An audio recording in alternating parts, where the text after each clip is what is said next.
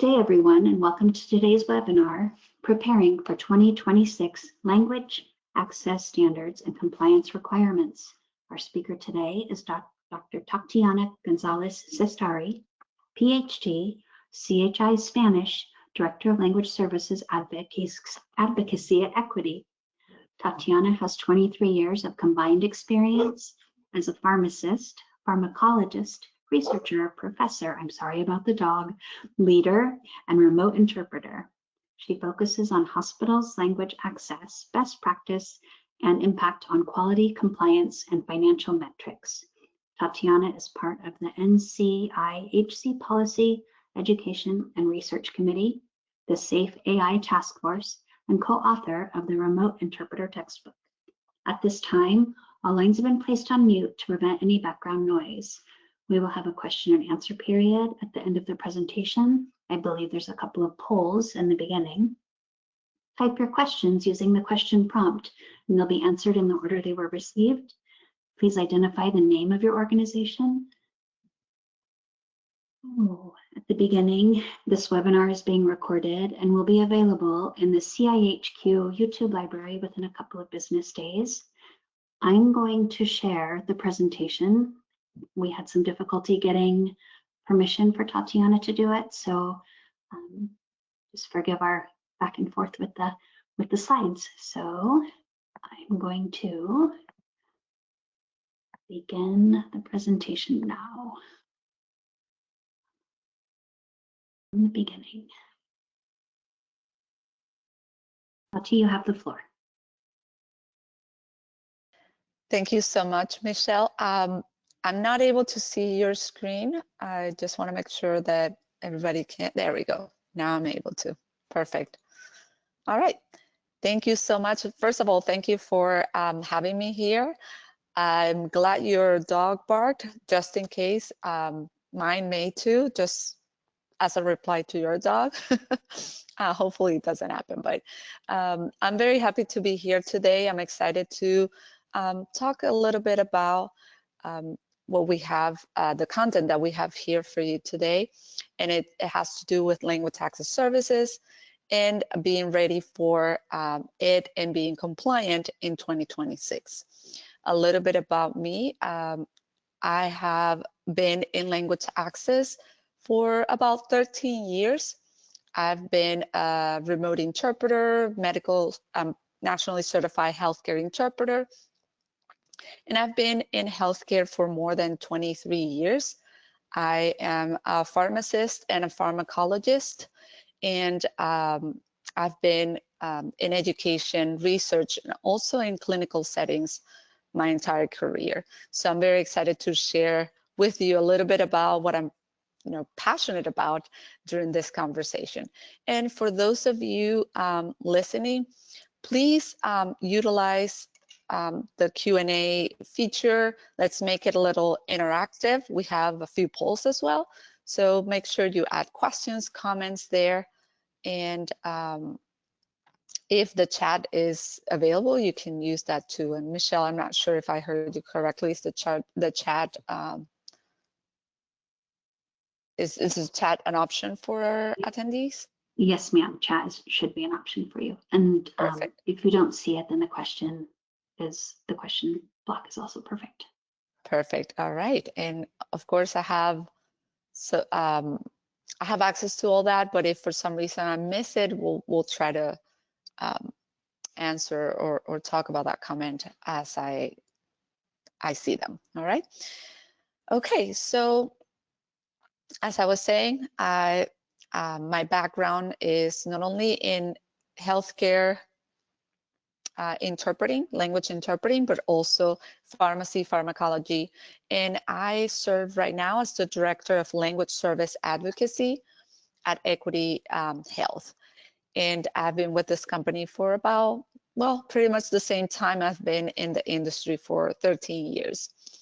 And I would say that it's very interesting to be able to, and actually good, to be able to put together different things that I really like under the same umbrella. So I've been able to do that in my career. And if we go to the next slide, All right, so let's talk a little bit about what we would like to accomplish today. And of course, I can be talking about this topic for many, many hours, but we only have now less than an hour to cover what we have here today. But in theory, we would like to leave you with where and how to involve language access services throughout the patient experience to improve compliance. We would like for you to be able to identify the key components of language access services and relevant compliance requirements. And we will also talk about evaluating and applying criteria that define value based on efficiency, compliance, and patient safety, as you see here. Now, objectives 2 and 3 are going to be very straightforward, but I want you to pay attention about objective 1. We won't have necessarily a specific slide or content prepared for that one, because in reality, you're going to see it throughout the presentation, okay? It's more straightforward with objective number 2 and number 3 as we go through the content. If we can go to the next slide, please. All right, so this is my question for you to start the conversation. What does it mean to involve language access services through the patient experience? What does that mean to you? You can answer in the chat. Actually, preferably in the chat is easier to see it for me. So what does it mean to involve language access services throughout the patient experience?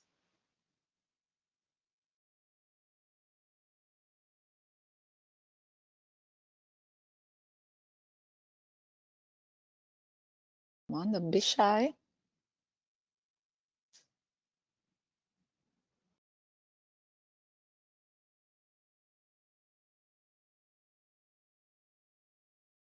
Does it mean to have interpreters? Does it mean to... We have a response in the question poll. It means more robust communication and effective healthcare. Okay. What does that mean exactly?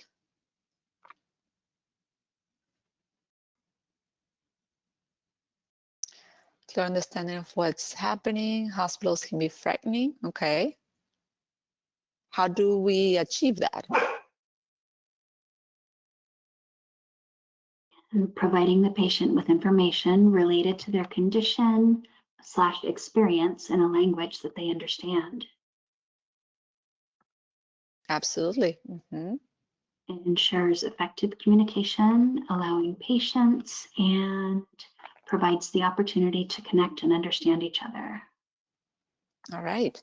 Okay, I really like your answers. I could take all of them and I think they're really good. Now the exercise is to go from, let's say, this high level of answer that we have right now to more specific ways to achieve that, having language access services throughout the patient experience. So yes, I agree with you and I like your answer. Now, if I asked you, how would you specifically do that? Or what tools would you use? What would you say?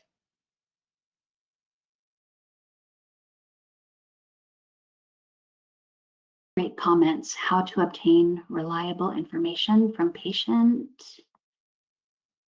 Can someone share a policy sample? That's a question. Okay, so having policy, I like that. What else? Let's see, engaging in a language vendor and employed medically certified interpreters,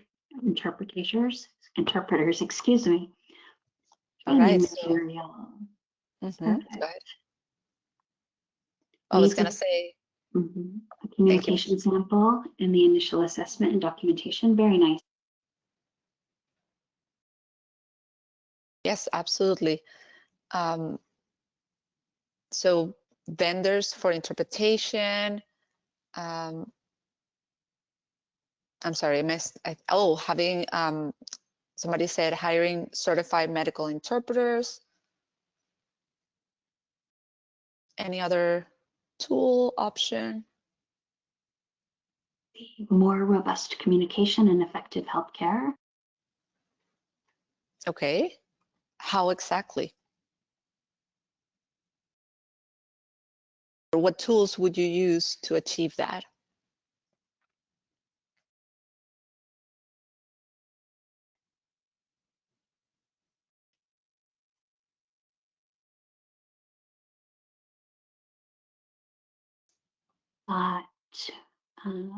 There's a lot of questions. An assessment tool, a policy and unit protocols,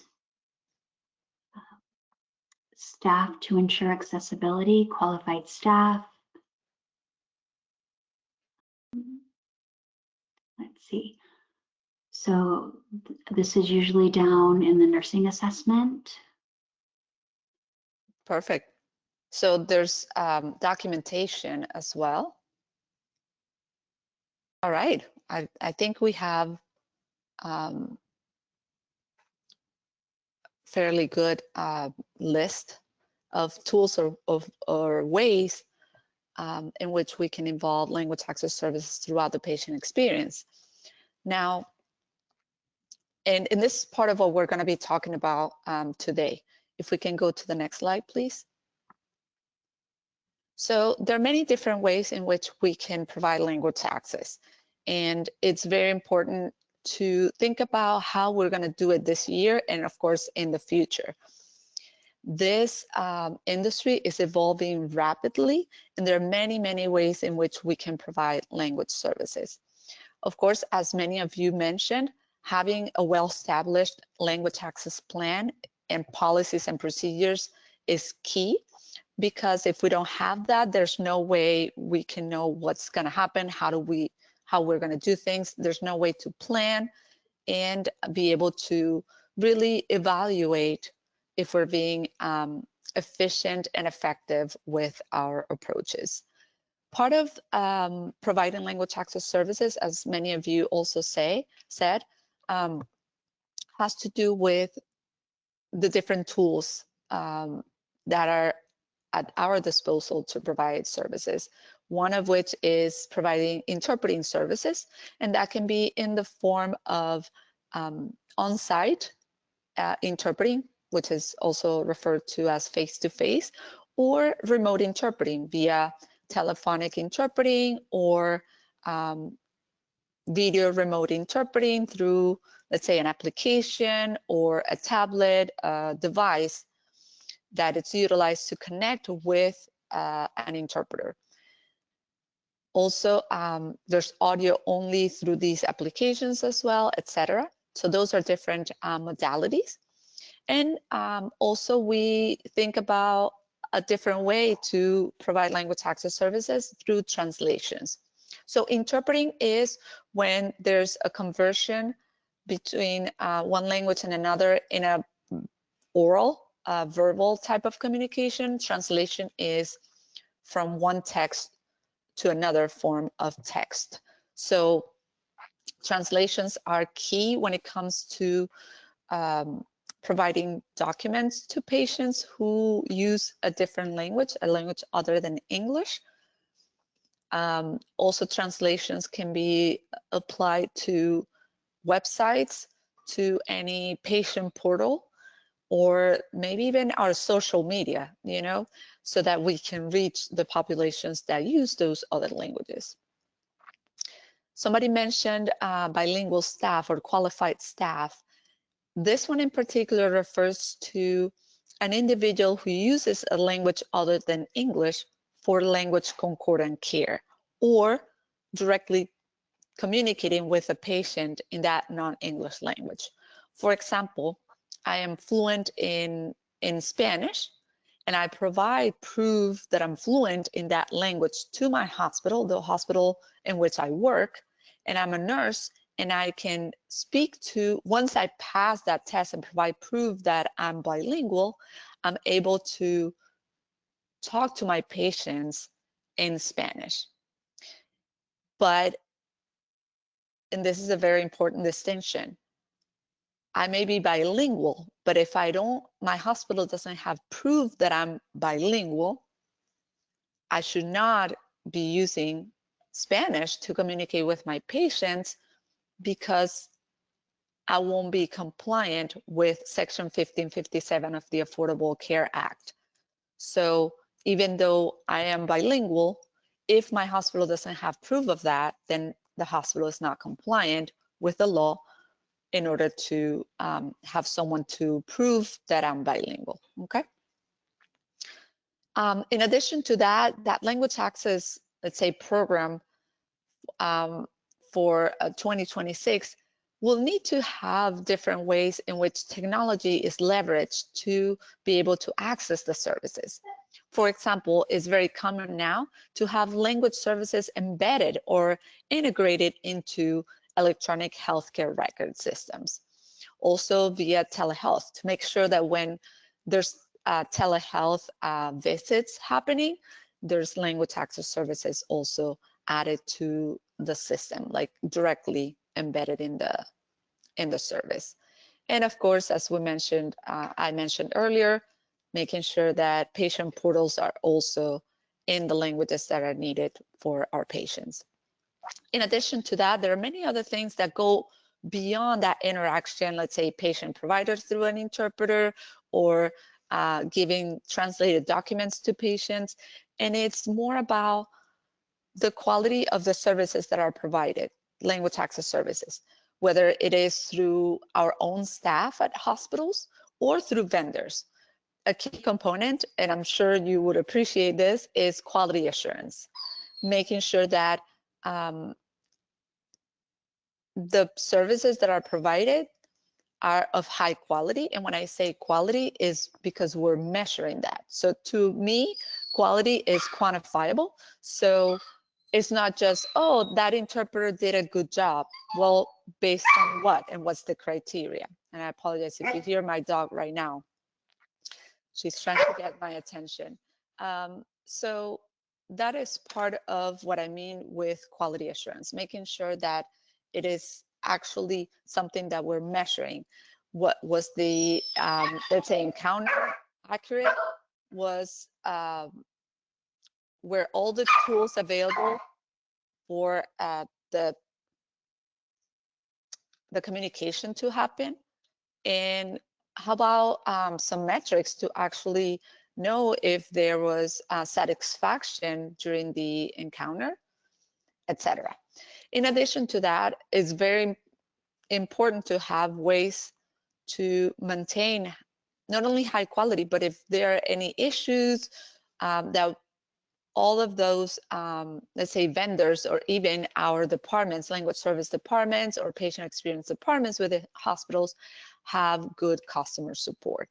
And that can be in many different ways, which include also my next bullet point, which is technical support. If you have any, of course, technology helping with the provision of language services, you need to have technical support. Also, if there's an issue and you have to put some sort of complaint, how is that being resolved? Are there, protocols in place or procedures in place to be able to manage the situation and improve?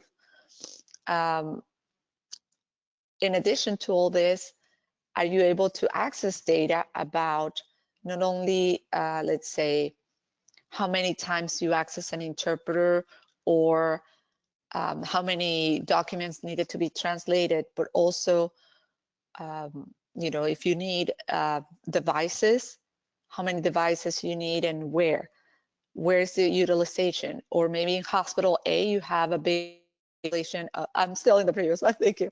You have a bigger population of Haitian Creole speakers versus Spanish speakers or Cantonese speakers.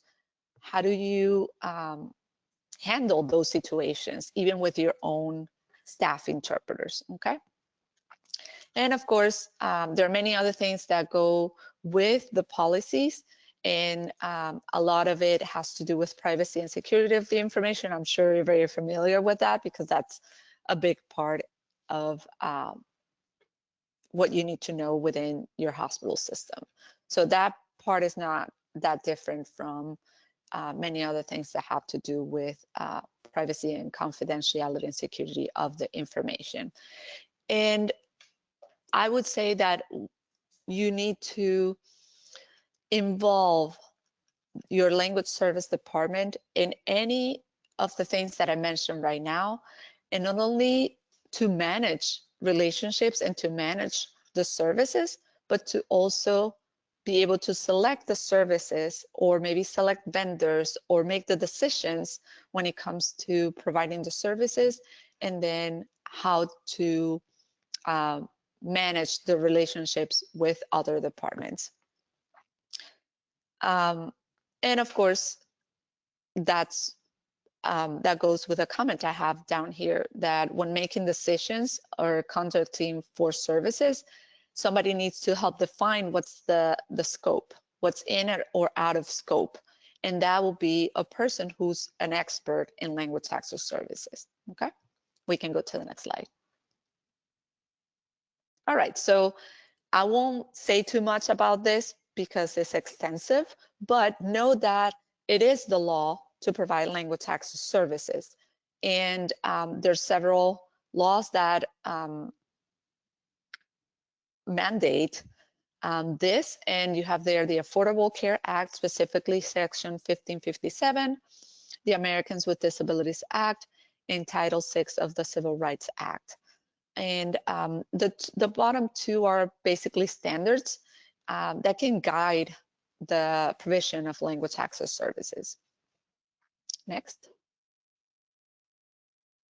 All right, so in addition to, let's say, being the right thing to do, also in addition to being the law to provide language services, I would like you to take a moment to think about what would make a patient go to your hospital versus the hospital across the street or another hospital in your community. If you want to share what that is, that'd be great too.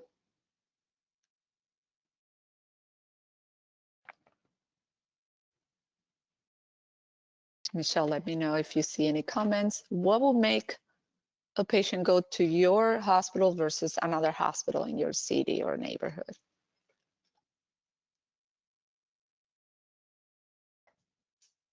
I have a question about options to prove that staff are bilingual. Culture and community is one response. Thank you, Gretchen. Access to services. Thank you, William. Yeah, access to services, absolutely. Offered and provided. Wonderful. Thank you. Absolutely, yes. Personalized service and high quality of care. Wonderful. Yes, absolutely. And many times that starts with simply, you know, my neighbor, my friend, my cousin went to hospital A and they had interpreters, or they had ways for me to access interpreting services that hospital B doesn't have. Okay, so word of mouth is extremely important in the communities that need language access services. Maybe also in the English-speaking community, but I would tell you, since we're talking about language access, that for sure is a big one. If we can go to the next slide.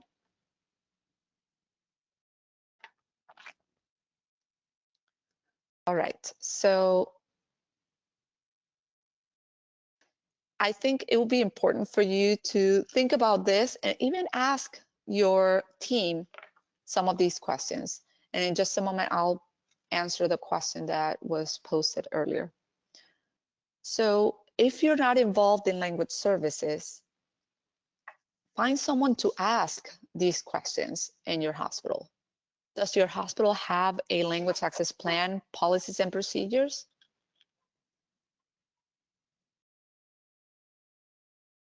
If you have staff interpreters or you work with vendors, are interpreters trained, and how are they trained? And I mention these questions because I'm involved in many proposals, and I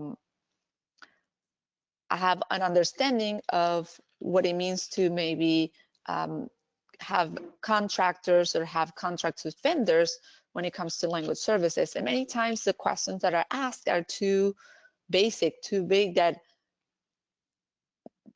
they don't allow us to really dig deep into what's needed in language access services.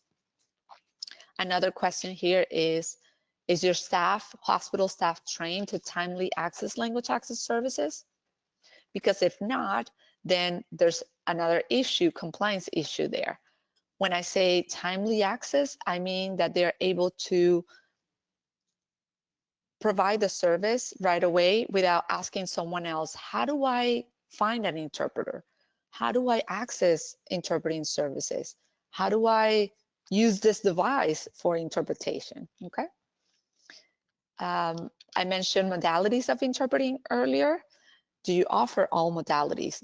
Having a robust language access program means that you have all the modalities available so that you can provide the services when needed, and each modality is good for different things. So the more you have the different modalities and you build on that, the more robust your language access program will be. And of course, based on some of the comments I made earlier regarding technology, how does your hospital leverage technology for greater efficiency in providing services? Okay, if we can go to the next slide, please.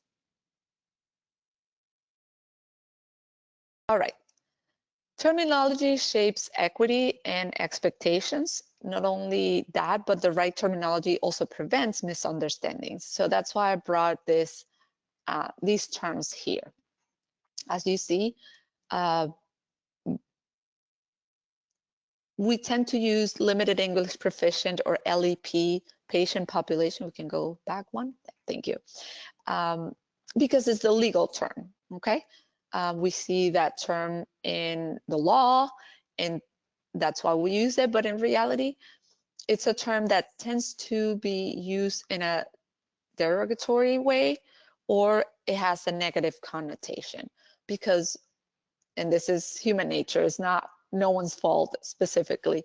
We tend to think that someone who doesn't speak English doesn't have, let's say, the educational background or the same background as someone who does, or social economical background of someone who does. Okay, so in the field, we tend to use something else in this industry, like patient who prefer a language other than English, or a patient who may need language access services, or someone who is culturally and linguistically diverse who may need services, etc. So when you work with your teams and look at documents and stuff like that, if you don't need to use LDP, please use something else, because that's going to help overall with the culture of the system when it comes to providing the services.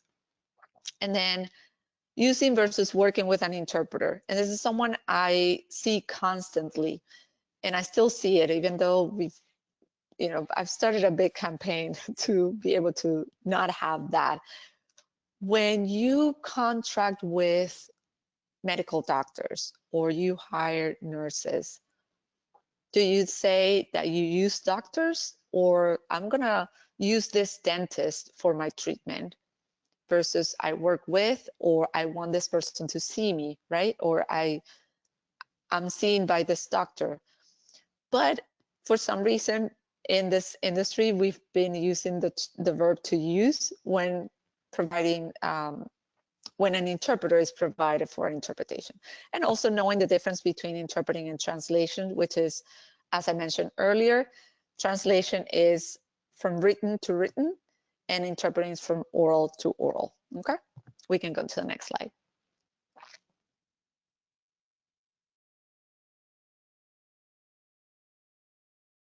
Oh yeah, all right, so in healthcare, value is defined as the quality of care divided by the cost of care, where higher quality outcomes for a lower price result in bigger or greater value.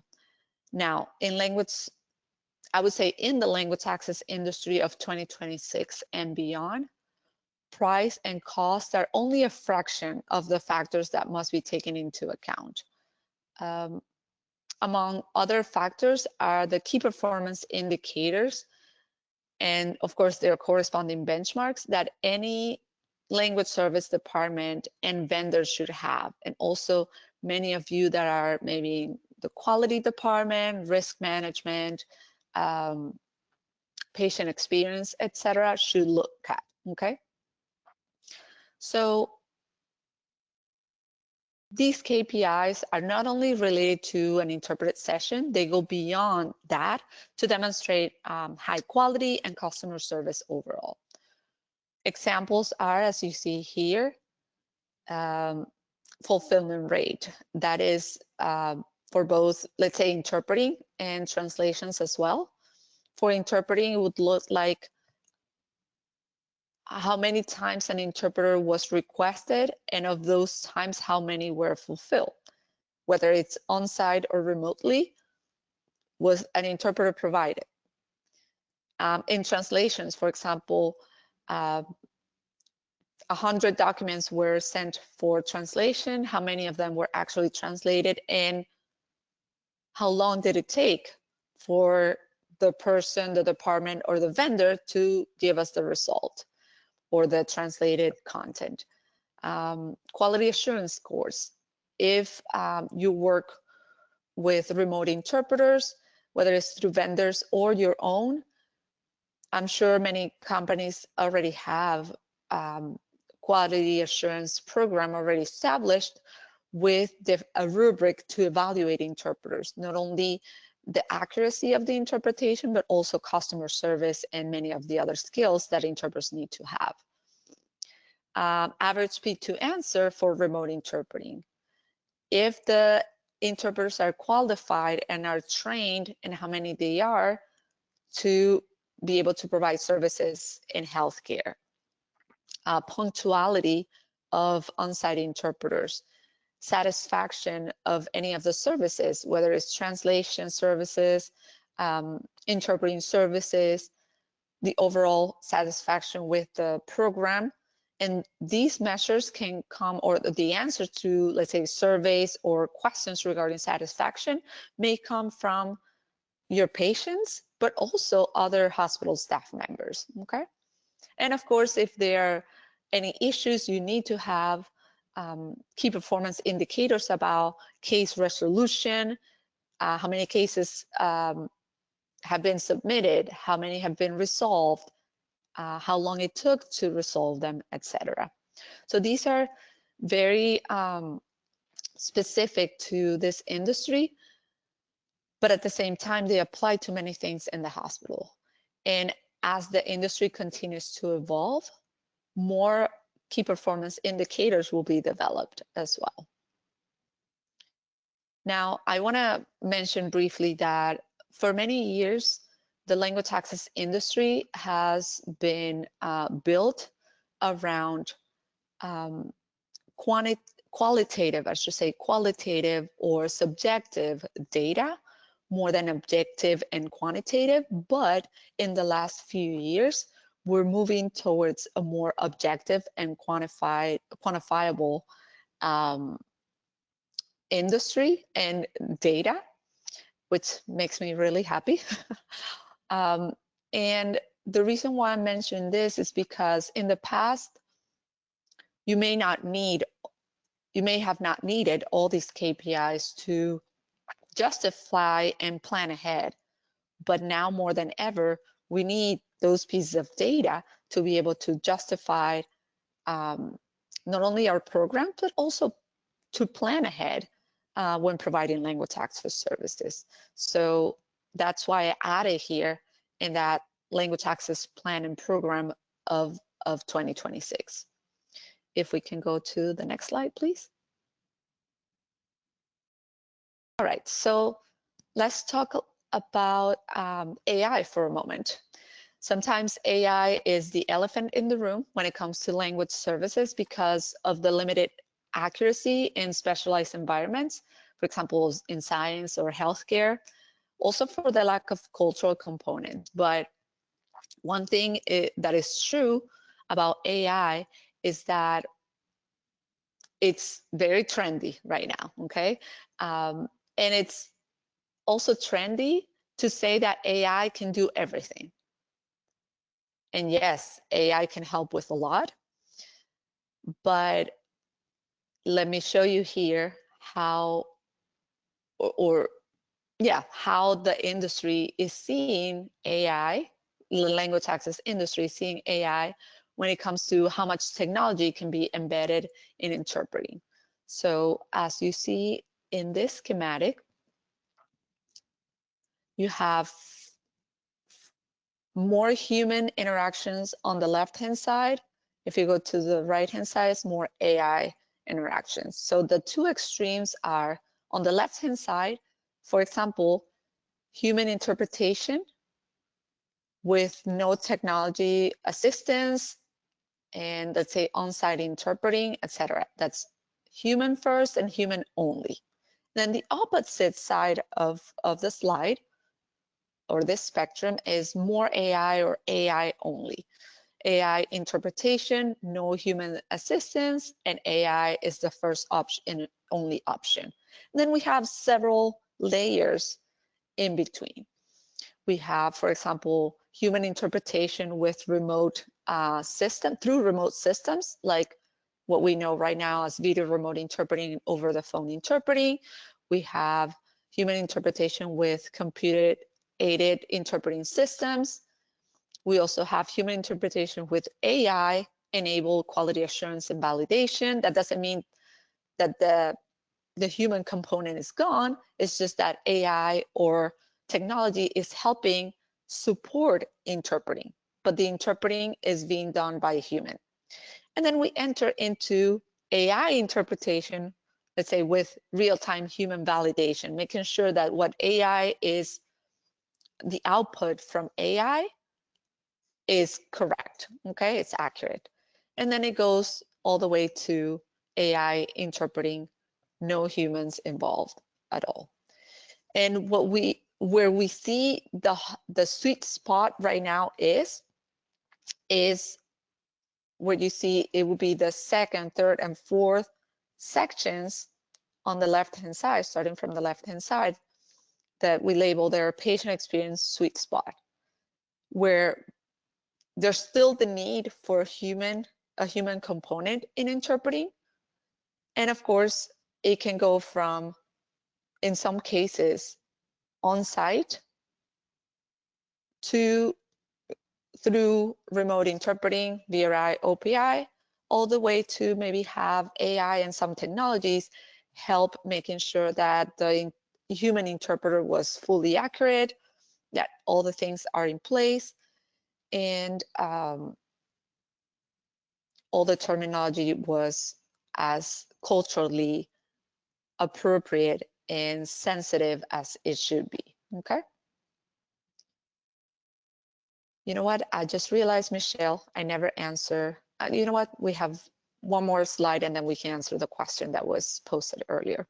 All right, so also regarding AI, there are a few risks involved in AI translated or AI aided translations. Remember, the translations, the written material, because translations, they have already a quality assurance process embedded. When, whether it's a human or a machine helps translate content, that content is typically reviewed by someone else, a reviewer, an editor, and then the final product is given to the client. So that quality assurance process is already embedded in the system, which is not the same for interpreting. Interpreting is in real time. There's no time to review what the interpreter said and then correct it, unless the interpreter or someone else realized that there was somebody made a mistake, okay? Now,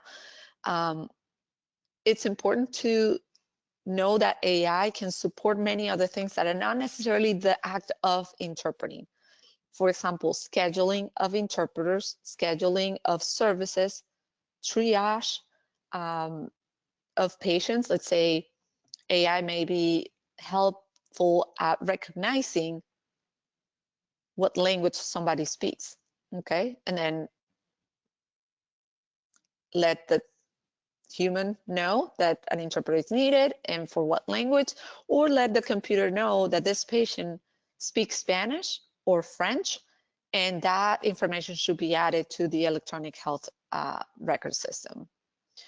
It can be used, as I mentioned earlier, for quality assurance, or in some applications, as we've seen in some hospitals right now, non-clinical interpreting.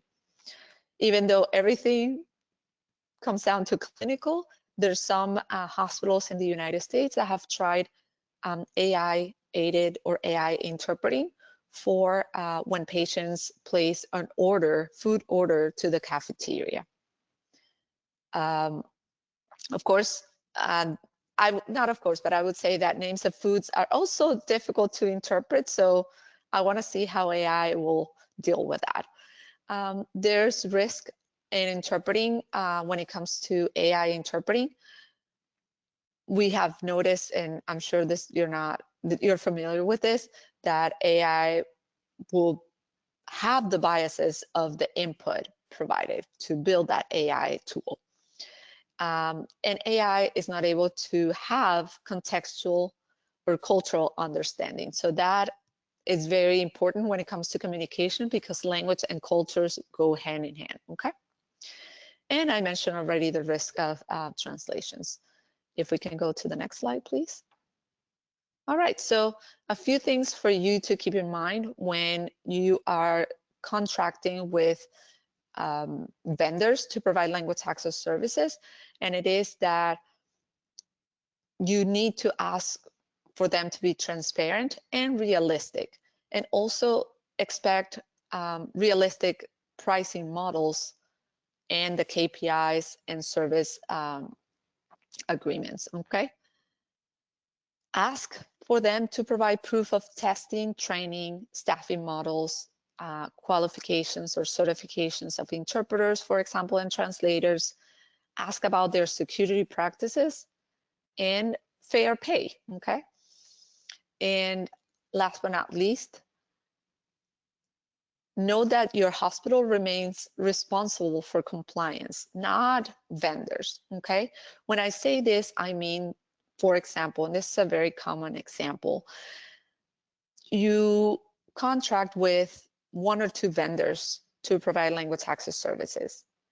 And I would say right now in the United States, a vendor may reach the ability to provide services in 300 languages, but there are more than 7,000 languages spoken in the world, and more than 300 languages spoken in the United States or used in the United States. What if you happen to have a patient in your facilities that speak a language that's very rare in the world, and even more rare, more rare in the United States? Fortunately or unfortunately, providing language access services to that person is not a vendor's responsibility. Vendors will try to accommodate as much as possible, but what if there's no interpreter available in their network or even in other vendors' networks? And of course, that's also difficult for you to deal with. However, know that that responsibility still remain under the hospital, okay? Now, you can try to partner with as many vendors and agencies to provide that service, but here and there you may have very rare exceptions in which there's no way to fulfill that request, okay? And if we go to the next slide.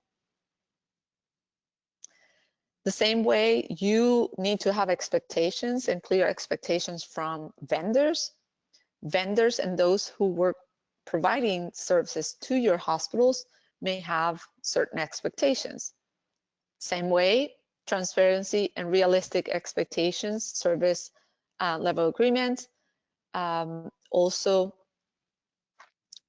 vendors would expect for you to know the state of the industry when it comes to training, qualifications, staffing models, technology advancements, etc. So that when we're trying to establish that relationship, you're not just choosing services or vendors or a contractor without knowing the service and the background that you need to have in order to have to contract with the right organization, vendor, agency, or person, however you call it, okay? And the same way, vendors are expecting for you to know that hospitals are responsible for compliance. We're there as tools to allow you and help you be compliant. And when I say we, because I also represent, of course, I represent a vendor, and that's part of a good and transparent relationship, healthy relationship between vendors and hospitals. Next slide, please. All right, so that's pretty much what I have for you today. And thank you very much for being here. Let's go through some of the questions we have here, Michelle. Hey, Tati, this is Darcy, actually. I'm Hi, going to help Darcy. moderate the questions. And I just want to hit on some that came in earlier. And meanwhile, as other questions come in, please enter those in the question box and we'll answer those as well. So Tati, one question from earlier that you have touched on, but just to highlight again, is there was a request for a policy example or sample or example. So can you provide some context around that? Yes, okay, so a policy for language access services would need to have, it doesn't have to be extensive, but it will go, the length of it will depend on the dynamics of your hospital. I've seen policies that are only one paragraph, because the importance of the policy is to say that your hospital provides language access services for free to patients, okay? Now, how you provide the services can go in the policy or can go in plan or different documents as procedures. How do you actually access those services? I would say that the best way to start developing a policy or language access plan is to follow the class standards, okay? You can go online and find the culturally and linguistically appropriate services standards to start putting together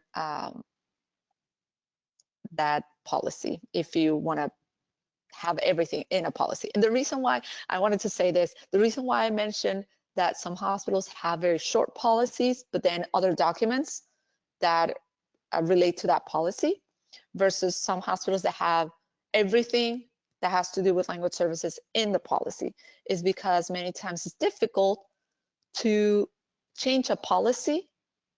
If you need to make modifications, you have to go maybe through legal, maybe through different teams, compliance, etc., to be able to change, let's say, a phone number that was in this big, heavy policy, versus if you have a short policy and then several other documents, protocols, procedures, etc., and a plan, those are easier to change if you need to make any modifications.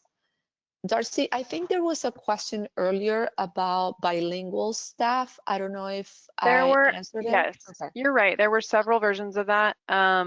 So a few different people, let me read you all the questions because there's a couple of nuance in there. So one person said, is there a standard exam or tool to demonstrate proficiency? Another person asked, is there an assessment to establish with staff we have who are bilingual? And another person said, how do bilingual staff prove they are qualified? Are there testing options available? What are options that we can prove? So kind of several flavors of that same question. Perfect, thank you. All right, so the answer is there's no one specific way to prove proficiency. However, the tool that's used most of the time is a test, a fluency test, okay? Now, I've seen in hospitals here in the United States different things to prove that you're bilingual, but I think the most reliable right now is a fluency test. A fluency test in your non-English language, testing the type of terminology that you are going to be using. I make this distinction because if you're a clinical staff or you have clinical staff who are bilingual, you need to test their ability not only to be fluent in that non-English language, but that they have the knowledge and the terminology, the clinical terminology, to be able to talk to the patients with that terminology. If you have administrative bilingual staff, then they would need to have that type of terminology. So let's say your non-clinical staff doesn't need to have necessarily the clinical terminology, but your clinical staff does need to have that clinical terminology, okay? So there are different types of tests out there. Many organizations, many companies offer these fluency assessments in many, many different languages. I would say that to me is the best way to say that the person is qualified to be a bilingual staff. There are other examples out there. Some people take, let's say, the certificate, or let's say graduation certificate of a person who did their studies in another country. That should work. However, I ask you to please make sure you don't allow these certificates to be, let's say, older than 5 years. I'm making this number up because I lived here in the United States and my first language is Spanish. And I've lived in the United States now for 20 years. My Spanish has suffered. Even though I try to keep up, it's hard to maintain it. So if that, let's say, medical doctor graduated from Spain or from Colombia 20 years ago, 10 years ago, and they haven't really used their medical terminology in Spanish for all these years, that terminology may not be as good as it was before, okay? So that's why I don't typically recommend that, but there are ways in which we can use that. Now, another way to prove that a person is qualified to be a bilingual staff member could be if there are no, the example of, or the extreme example of a person who speaks a language that's very rare and there's no fluency assessment available, maybe with proof that that person graduated from a university or a school, high school from that other country could help. So you try to go from the most thorough to what are other options to prove that, okay? And always think about, would the skills, language skills of this person be as good as they were when they took that assessment, or they took, they completed that course or degree in another country, so that you can have all that ready. And of course, if with time you see that whatever protocols or standards that you establish in your hospital is not working, you can review your language access plan in order to then start requesting a different type of proof. I know that was a long answer. No, super helpful. Thank you, Tati. Okay, we had another question come in, and actually just a comment too, that this person's vendor offers this assessment for their non-clinical, and I'm guessing clinical staff. For compliance, what specific forms or documents are hospitals required to provide written versions in Spanish and French? What pathway recommendation do you recommend staff take in order to have these documents translated appropriately? And then this comment, we do not have medical interpreters in-house, but we utilize an online medical interpreter service. Are there free options for having our consents and other forms translated in other languages and reviewed when edits need to be made to these forms? Okay, so it's a long question, but I think it's the most important part here is translating forms, translating documents into Spanish and French, right? Mm-hmm. And okay, so several things. For free, there are many things you can access for free. However, I would not rely on the accuracy of those tools, okay? Especially if it's, well, both medical terminology, but also even some common words are still not well translated based on the audience or based on who the consumer is going to be, okay? So actually, Darcy, can you start the question? Because I want to. Yeah, sure. And I can summarize too. So one part of the question is which forms are required to be Okay. provided in Spanish and French, which I'm guessing a nuance of this is that depending where you live, you might have other highly utilized languages beyond Spanish and French. And then, you know what, let's answer that one first and then we'll come back to the next one. Yeah. So basically according to language section 1557 of the Affordable Care Act, you need to at least translate vital documents. But the definition of vital documents varies among hospitals, okay? But if we take in general any document that will be vital, important for a patient to understand because it talks about their care, decisions, risks, procedures, legal consent, etc. All of those need to be translated. Now, I also, this is Tatiana's, this is not in the law, but in my common sense, I think it's also vital, anything that goes, any communication that I receive as a patient with, let's say, the results of my tests, or it might not be vital, but I need to understand when and where do I need to show up for an appointment, among other things. So it might be vital information to me to know about the qualifications of my doctors.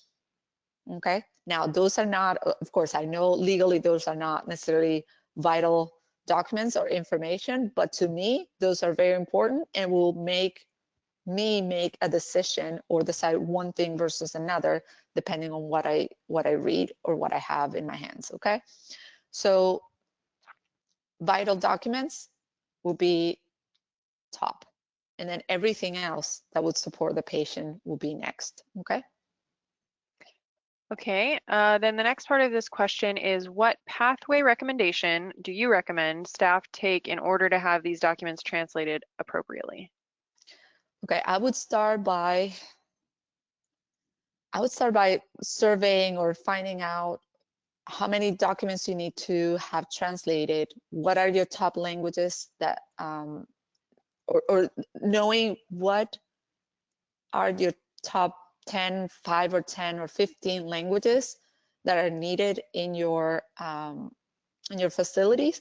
And I say this because that would help you determine how many languages, and also which ones are the most common languages utilized, so that you can probably send for translation those documents that you know are going to be needed, let's say for discharge instructions, in those top languages, versus developing now a process to translate documents in languages that are not common in your facilities. So one part is finding out all of this background information, number of languages.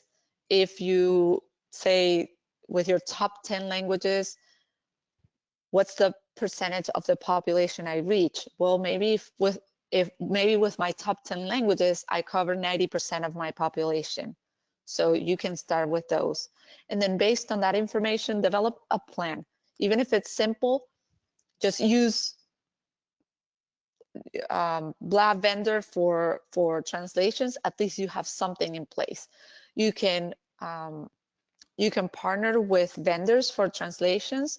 You can hire translators and have them as part of your team. You can contract directly with translators, depending of your hospital policies, of course, but you can also contract with them directly. So you have different ways to have that.